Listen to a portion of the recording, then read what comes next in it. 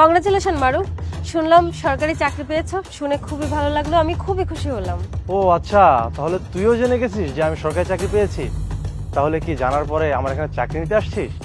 না না, এমন কিছুই না, আমার চাকরির প্রয়োজন নেই, আমি তো শুধু তোমাকে কংগ্রাচুলেশন জানানোর জন্য এসেছি। ও আচ্ছা আচ্ছা, বুঝতে পেরেছি। তার মানে তোর হাজবেন্ডের চাকরির জন্য আমার কাছে আসছিস, তাই না? এখন না, আপাতত আমার কোনো পোস্ট ফাঁকা নেই যে তোর হাজবেন্ডকে চাকরি দেবো। ও, আমি তো ভুলেই গিয়েছি, আমার অফিসে একটা পিওনের চাকরি আছে, চাইলে তোর হাজবেন্ডকে দিয়ে দিতে পারি আমি। কি করাবি তোর হাজবেন্ডকে এই চাকরিটা? আর তোদের মতো লোকদের এইরকম চাকরি ছাড়া তো অন্য কোনো চাকরি হবেও না। আর ভেবেচিন্তে দেখ করাবি কিনা এই চাকরিটা, আর এই চাকরিটাই তোদের জন্য সুইটেবল।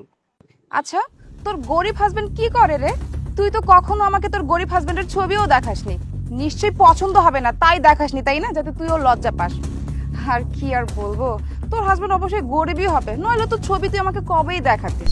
মনিপ, তোর নিজের দিকে তাকা, তোর এই